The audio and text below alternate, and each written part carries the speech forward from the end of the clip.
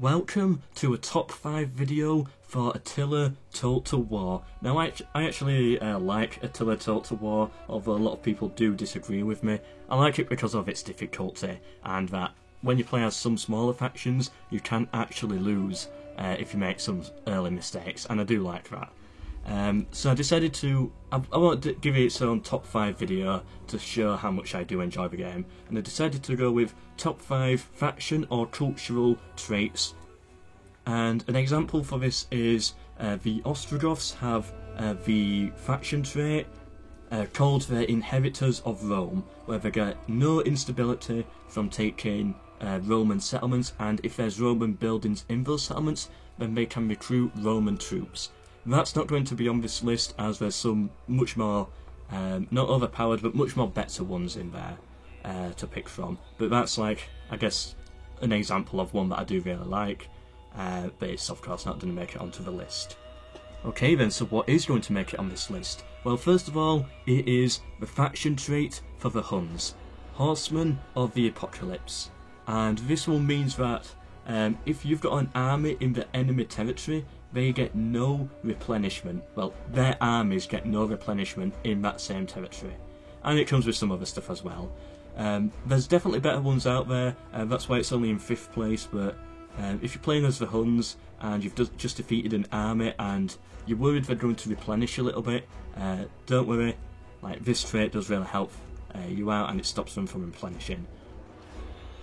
In 4th place, I've decided to go with the culture trait for the nomad factions, which the Huns also count in, Scourge of God.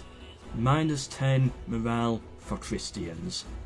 So if you're fighting a Christian faction, which if you're playing as the Huns, for most of the campaign you probably will be if you're fighting in the Roman part of the territory, your enemies get -10% morale, which is very good, because if you're fighting against the Eastern Roman Empire, for example, and you manage to kill their leader, and you've got -10 morale on them already, all of that stacks up and they just fall apart.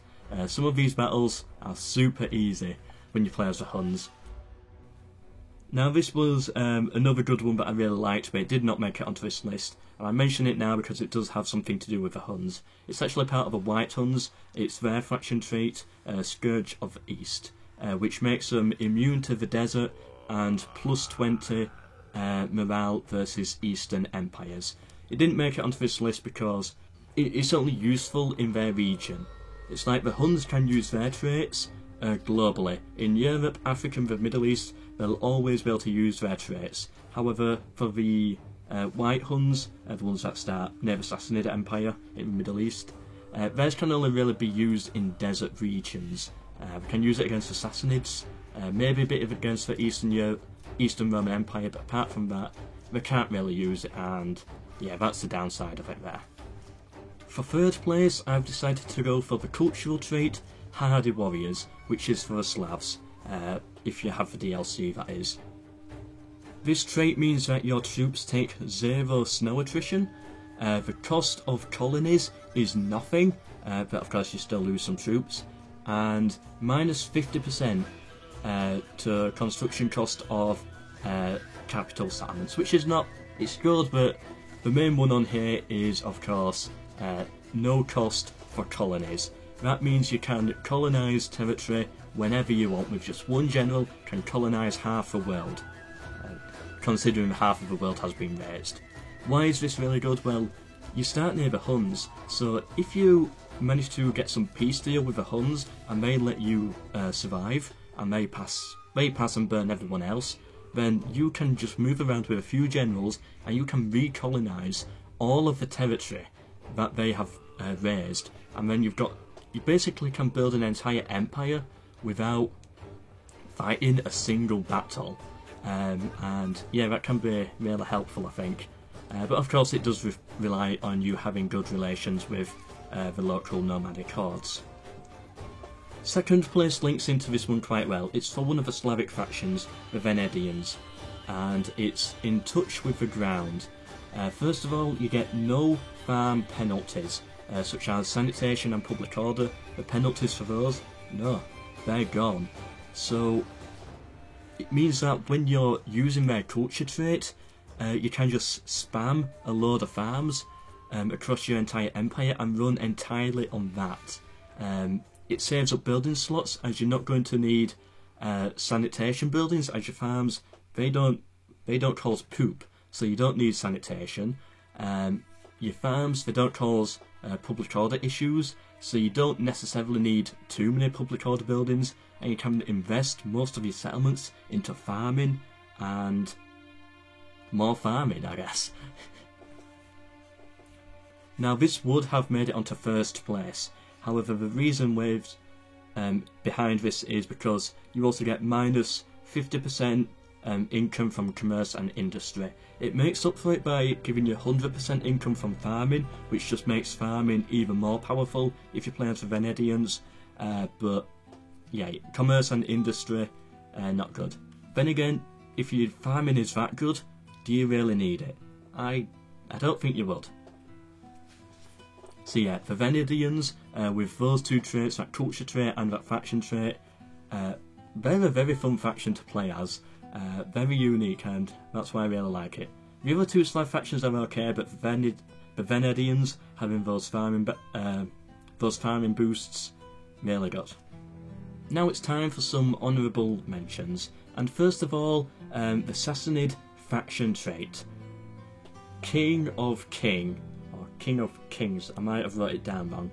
But anyway, plus 100% tribute from puppet states. You know, that does of course sound good, and at the start of the game it is good, but who really has puppet states? No, you just annex the land for yourself.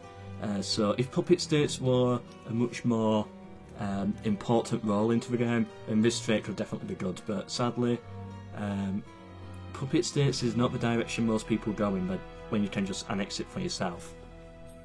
But of course, at the start of the game, with all the puppet states that the Sassanid Empire does have, definitely useful there. And now it's time for first place.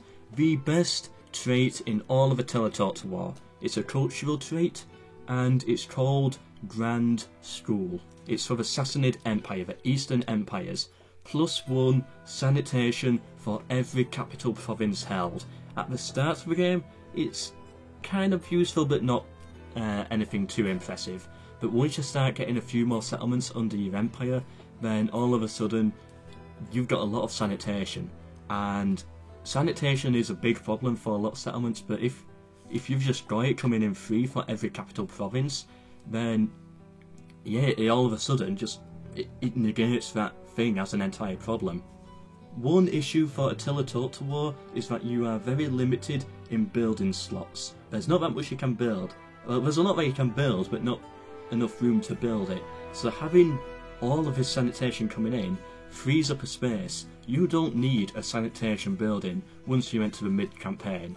So then that's a free spot that you can fill with something else, and overall I do kind of like it, and that's why the Sassanids are a very fun faction to play as in Attila Total War.